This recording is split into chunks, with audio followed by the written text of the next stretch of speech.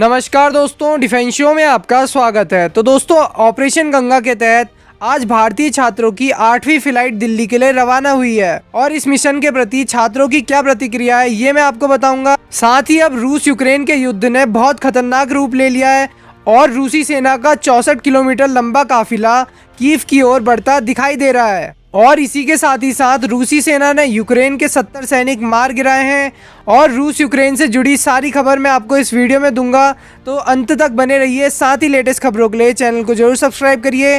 तो चलिए वीडियो शुरू करते हैं।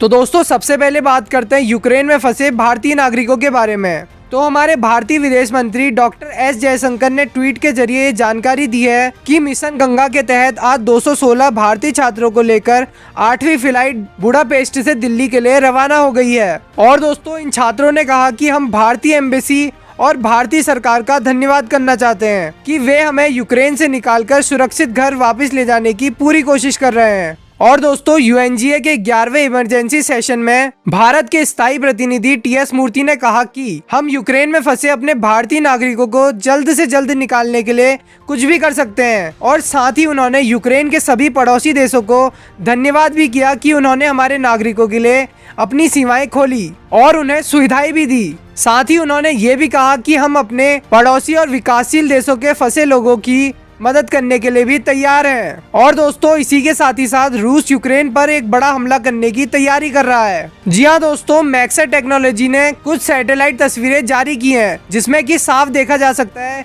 कि रूस की बड़ी सेना कीव की ओर लगातार बढ़ रही है। और तस्वीरों में ये भी खुलासा हुआ है कि ये काफिला 64 किलोमीटर लंबा हो चुका है। और दोस्तों, इस लंबे काफिले में आर्म्ड व्हीकल, टैंक, आर्टिलरी और सपोर्ट व्हीकल भी शामिल हैं। और दोस्तों, मैं आपको बता दूं कि ये काफिला पहले 25 किलोमीटर का था जो अब बढ़कर 64 किलोमीटर तक हो गया है। इसी के साथ ही साथ दक्षिणी बेलारूस में सैनिकों और हेलीकॉप्टर्स की तैनाती की गई है। और दोस्तों, इसी बीच खबर निकल के सामने आई है कि रूसी आर्टिलरी में खार्किव और कीव के बीच स्थित ओक्तिर्का में एक सैन्य अड्डे पर हमला किया गया है जिसमें कि 70 से ज्यादा यूक्रेनी सैनिक मारे गए हैं। और दोस्तों, देखा जाए तो आए दिन इस युद्ध में मरने वालों की तादाद बढ़ती ही जा रही है और अब इस युद्ध को जल्द से जल्द रोकने की जरूरत है। तो दोस्तों, वहीं यूक्रेन पर हमला होने के बाद अब यूक्रेन अमेरिका से और हथियारों की मांग कर रहा है। और अमेरिका में यूक्रेन के राजदूत ने सैनिटरों से कहा कि उन्हें रूस के आक्रमण से बचने और उसका सामना करने के लिए